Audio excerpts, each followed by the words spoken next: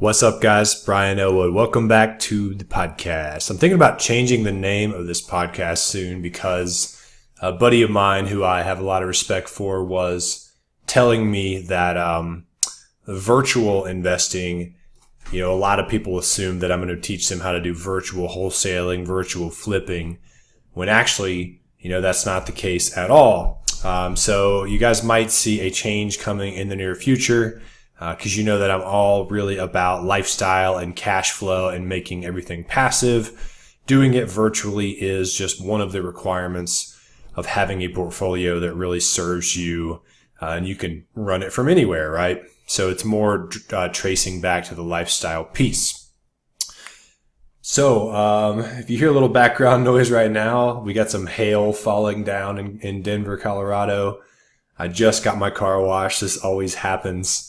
I need a garage pretty bad, but the sun was out earlier and we'll be out again in probably 10 minutes. Literally the weather out here, it reminds me of like being at the beach. Like it literally changes on a dime. And if you see rain in the forecast, it usually means 15 minutes of rain followed by sun.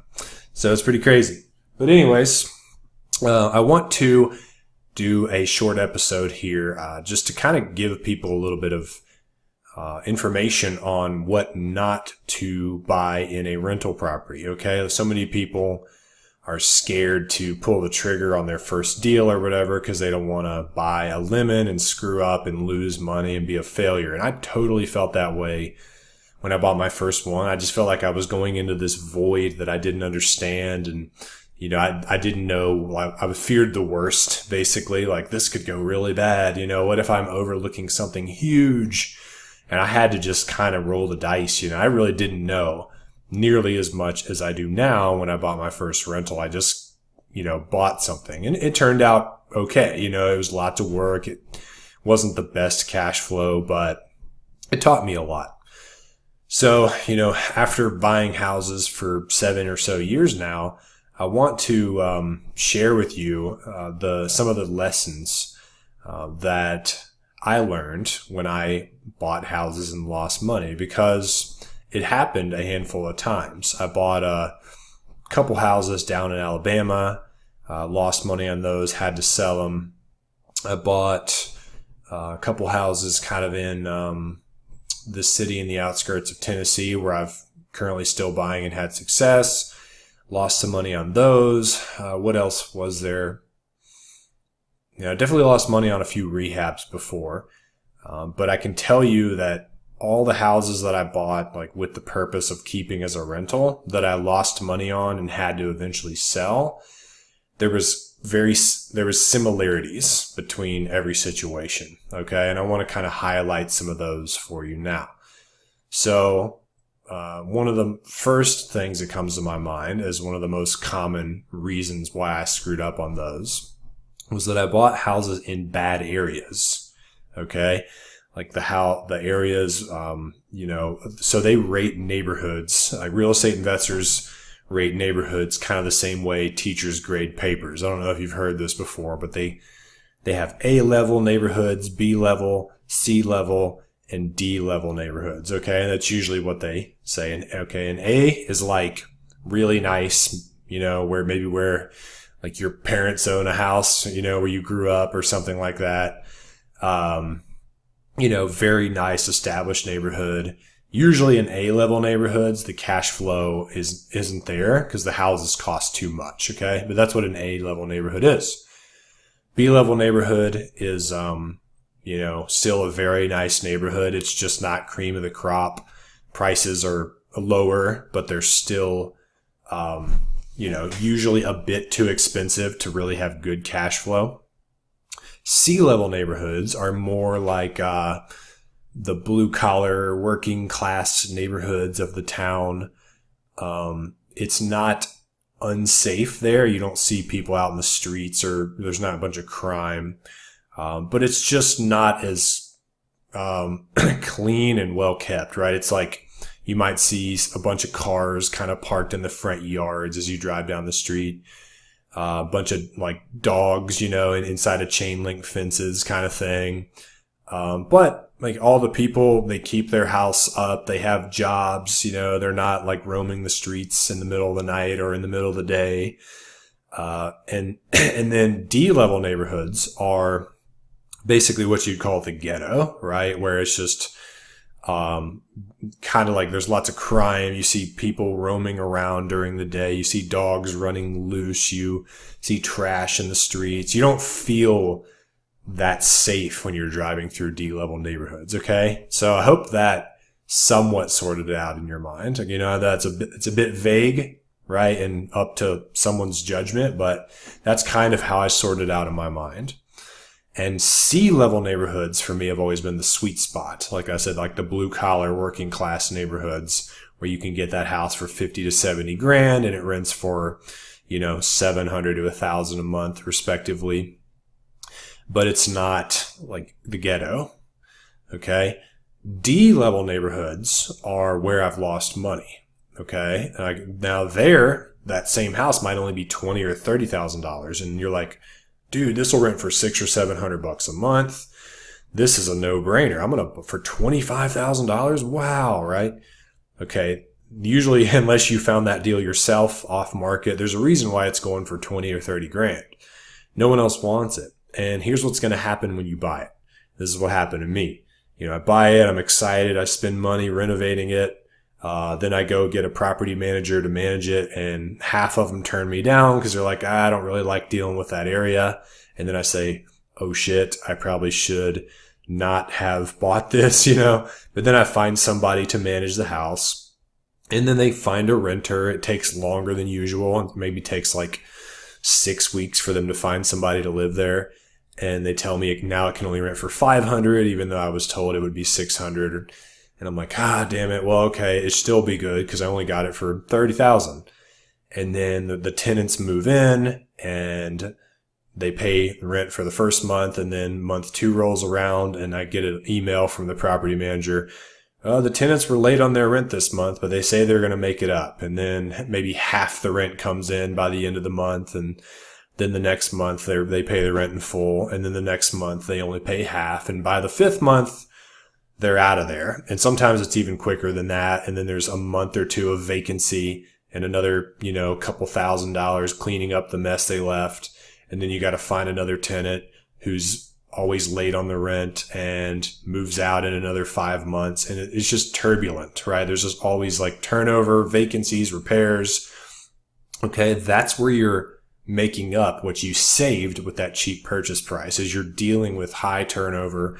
And there are people, like I know a guy who has 100 plus of those level rentals. And this guy even like drives around and collects the rent himself with a big cigar in his mouth, and he likes it. And he brings in like 100 grand a month in gross rent, right? Before he makes all his payments and stuff. So he does really well. But could you imagine that life of like, and he rents his places out week to week sometimes, or month to month, or rents a place out for 2 or 3 weeks at a time. I mean, that's like running a hotel to me. It's not something I'd want to do. I don't even want to hear about it from my property manager. It's just too stressful. So if you see stuff renting week to week or month to month in an area, it's usually a bad sign. You should probably stay away from it. Not always. I bought a condo in an area where there was some month to month rentals nearby recently, and the condo, after having one pretty bad tenant, has turned around and is performing now. Yeah, I guess it's a little bit to be determined, but so that's one of the biggest similarities, right? Is like, don't buy in those D-level neighborhoods where there's going to be really high vacancy rates, and you have big promises like, oh yeah, it's only 30,000, it'll rent for 600 a month. Usually, if like the rents are only 500 or 600 a month in an area, that's already kind of almost a red flag, because that's so cheap. Like, you got to wonder, why is it that low? In 2018, like nothing rents for $500 a month unless it's in a kind of a pretty bad area and you're renting to a tenant who can only afford $500 a month, even if they're living with one or two other people and they're all splitting $500. Like, there's red flags there. So, that's something I will not do again. Another thing is not having good property manager in place. Like when I bought a couple rentals in Birmingham one time. I did not have anyone there to do the rehab for me, to find the tenants. I was scrambling, looking in the phone book, basically trying to find property managers. So I bought the houses just based upon like, oh, this will be really good. The numbers look good. I can make this work. And then, I come to find out that it's really hard to find a property manager down there. And, I had to settle for one that, didn't do a great job. And the place was always like, and then the vacancy and repair thing started happening, as well as the property manager not doing a good job. And I had to sell a couple of those rentals and break even or lose money, on a couple of them. So, yeah, but really the biggest thing, guys, is just stay away from those D-level neighborhoods. Okay. It's worth paying a little bit more to get a little bit nicer house in a little bit nicer neighborhood. And the numbers can still work for you in those neighborhoods. All right. So don't get greedy and go to the bottom of the, scale just because the cash flow looks better on paper. On paper versus reality is always a very different thing. I don't know if you guys have ever heard of a pro forma, but a pro forma is just a piece of paper that like states how a property is expected to perform, and it has all the numbers broken down on there. And people like turnkey companies or wholesalers or realtors or whatever, they'll show you the pro forma and be like, look, it's going to rent for this, and, you can expect to net this much. A lot of times reality does not turn out the same as the way the pro formas show. Okay. So you always have to be conservative. And if it's your first time ever buying in an area, go ahead and buy a little nicer house. You need to figure out, like, you don't just buy something cheap that you see some dude posts on Facebook, because you want a rental property. Like, you need to talk to property managers, multiple property managers in that area, find out what vacancy rates you can expect. They'll be honest with you if they're good. And if you talk to multiple, you're going to get the truth from somebody eventually. It's the same reason you'd get multiple estimates from contractors when you're, going into a new market and you don't have a steady contractor. I always get 3 or 4 estimates. And then 1 or 2 of them are way higher than the other 2. And I know that those 2 guys were trying to rip me off, right? So I get multiple opinions, so that I can sort through the BS and find out what's really true. Same thing with property managers, right? If you saw a deal on Facebook that you wanted to buy in a city that you don't already understand, I would call 3 or 4 different property managers in that city, people who are in the trenches dealing with rentals in that market every day, dealing with tenants, collecting rent, kicking people out, doing repairs, vacancies, right? They know better than anybody what to expect. And property managers will still, one thing that they do is they'll tell you that the rents are a little lower than what they really are, because they want to rent stuff lower because it stays rented longer and it doesn't affect their wallet as much. Like if they, if something could really rent for $800 and they want to rent it for $650, if they're taking 10% a month, it's $80 a month if you rent it for $800, or $65 a month if you rent it for $650. So it's only $15 a month difference for them, but the $650 rate is going to keep it rented more steadily. The tenant's going to have an easier time paying it. They're more likely to stay longer, but, I find that you need to stay on property managers, and get the highest rent you can or close to it and raise it $25 to $50 every single year. That's a whole different tangent though. When you're talking to property managers, they're going to deflate the rent a little bit, and they'll probably, but they'll probably give it to you straight as far as the vacancy rates go. So definitely, look out for that. And if you do those things, guys, if you do your due diligence thoroughly, like I teach you to do, you're going to get enough information to make an informed decision. Now, investing is always, it's what do they call it? Calculated risk. Okay. You're taking a calculated risk. Everything's a risk, right?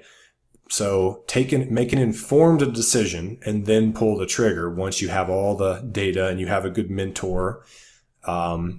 And you're going to have to take some risk. But I will end this episode by saying that I don't want to scare you guys from taking action. I'm just trying to tell you the one type of property you shouldn't buy. But at the end of the day, guys, it is truly much more risky for your life and your freedom and your quality of lifestyle. It's more risky for you to never take action at all and just keep your money in your wallet or spend it on crap. It's more risky to do that than it is to take a chance on investing in rental properties, even if you might screw up once or twice, right? You will be far better off, screwing that up and learning. You can learn from your mistakes. You might lose a little money. I might lose 10, 15 grand, on some of the worst rentals I ever bought, which was a huge hit, but I also learned what not to do. And so I have not made one of those mistakes in a long time. And I don't think I ever will again. I very well could, but I paid the price to learn those lessons. And so now I know what to do. And you have mentors like me and other people that you can ask so that you don't make the same mistakes, right? You can get straight to the good stuff. That's what the beauty of mentorship and coaching is all about. So I think I've said enough, guys, on this episode. I'm not going to repeat myself anymore. If you guys have any questions about this, I want you to go and join our Facebook group, Virtual Real Estate Investing. Just search for that. Maybe add my name in there if you can't find it. It's a group. There's not a page. There's also a page you can like, but I want you to join the group. That's where we're going to have a lot more detailed discussions. You can ask questions and things like that. So go find that on Facebook and join us. We'd love to have you there. And I hope to see you guys on the next episode. Peace.